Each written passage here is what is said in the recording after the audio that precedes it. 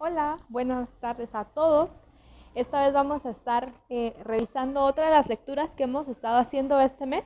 Esta vez se va a tratar de un ensayo un poco más técnico y teórico que las literaturas que hemos estado viendo en otras ocasiones, pero es un ensayo muy valioso para la historia del arte.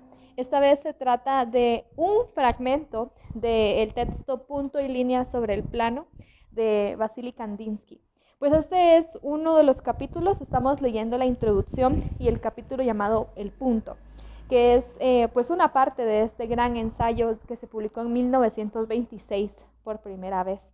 Estamos hablando de que Kandinsky, el autor de este texto, es también uno de los artistas más importantes de la historia del arte moderno internacional.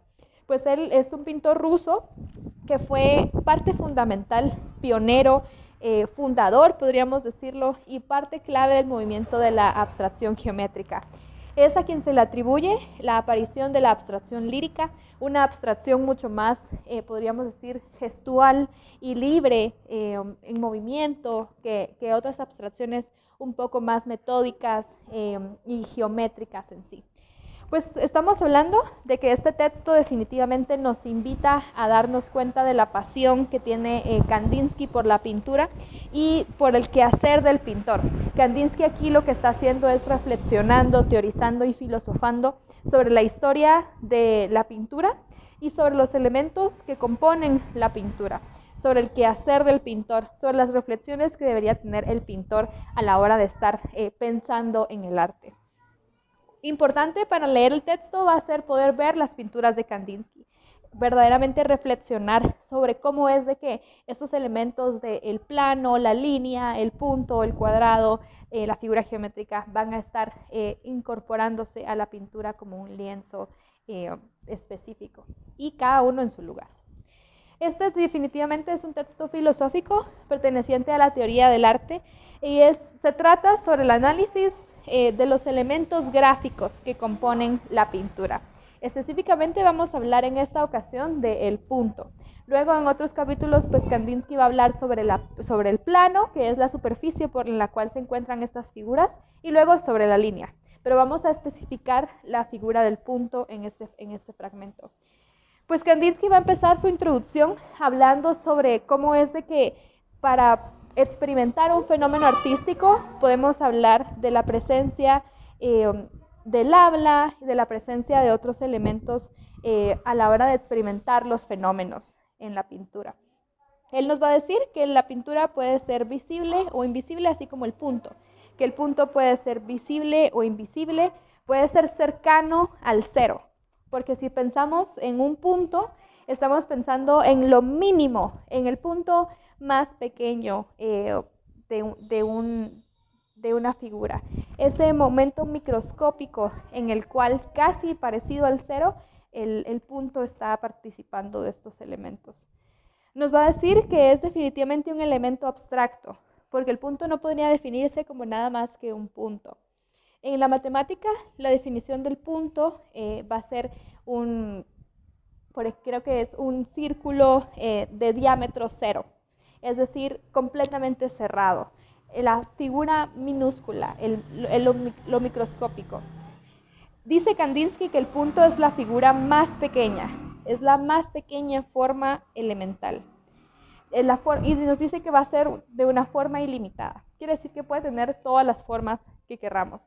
Pero es la figura o la función de este punto la que le va a dar su atributo de punto.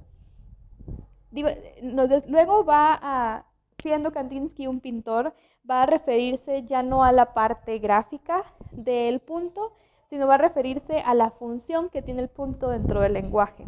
Y es aquí donde me parece que se pone todo muy poético y maravilloso. Nos va a hablar de que el punto en el lenguaje es este momento de pausa, es este momento de silencio y sobre todo es este momento de quiebre. El punto va a ser este momento en el que después de una gran oración hay una pausa para hacer un quiebre total en ese mensaje. Él nos va a decir que el punto tiene una función en el lenguaje. Y como tiene una figura en el lenguaje, esto va a significar que el punto no solamente va a ser un elemento gráfico, sino va a ser un elemento simbólico. El punto puede ser el silencio, la pausa, el quiebre, y allí se va a volver también muy importante para nuestra habla, nuestra escritura, nuestra percepción del mundo. El punto termina una oración, el punto también es el inicio de otra.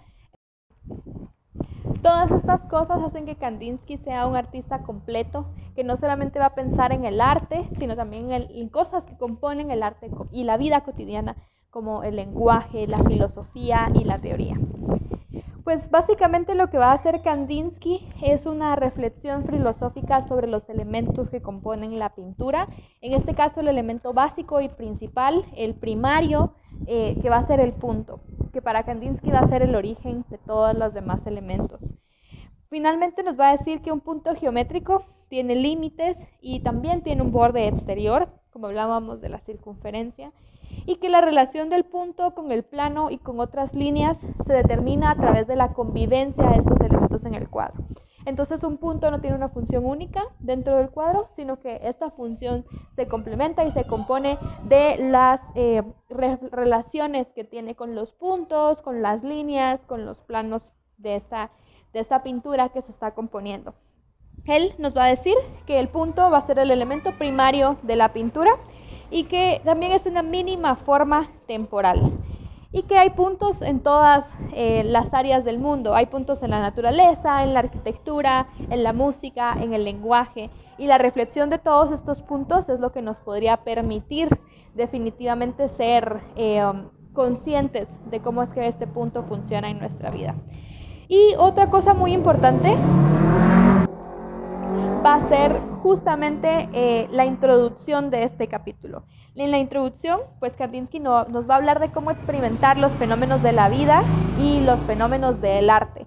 Él nos va a hablar de la exterioridad y la interioridad con la que podamos reflexionar sobre los fenómenos. Y también nos va a decir que la pintura hasta recientemente se ha liberado de la tradición, y que por eso es que hoy los pintores pueden darse la libertad de reflexionar sobre los trabajos que están haciendo, de proponer nuevos trabajos y de teorizar sobre esos trabajos. Entonces, un Kandinsky en el Renacimiento jamás hubiera podido hablar del punto, de la línea, de la abstracción, de la geometría, mientras que en el Renacimiento, pues la tradición del arte cristiano, del arte religioso, de los símbolos y los íconos, de ciertos colores, ciertas iconografías también, van a hacer lo que el arte va a llamarse arte de tradición. Y básicamente Kandinsky lo que está haciendo es una ciencia artística, como él lo menciona, donde se evalúan y se investigan los elementos artísticos que componen este cuadro. Al ver las pinturas de Kandinsky, ¿cómo creen ustedes que leyendo esta teoría se relacionan con la forma en la que Kandinsky utiliza los puntos en su pintura? ¿Dónde encontramos puntos en sus pinturas? ¿Qué función tienen estos puntos en relación a las líneas y al plano donde están? ¿Qué podemos pensar de estos elementos y de estas figuras del punto? Y finalmente, ¿cómo ustedes usan el punto en sus trabajos artísticos? ¿Es algo que utilizarían? ¿Cuál es la diferencia entre punto y mancha? ¿Cuál es la diferencia entre punto y círculo? Definitivamente hay muchas cosas que reflexionar sobre los elementos del arte. Del arte abstracto, como los habla Kandinsky, pues también podríamos teorizar sobre cada una de las figuras geométricas que existen en estas pinturas. Pero quisiera saber cómo teorizan ustedes sobre su propio trabajo artístico. ¿Qué puntos, qué líneas, qué geometrías, qué figuras existen en estas pinturas que están realizando y cuáles son sus significados? Eso me encantaría saber. Gracias.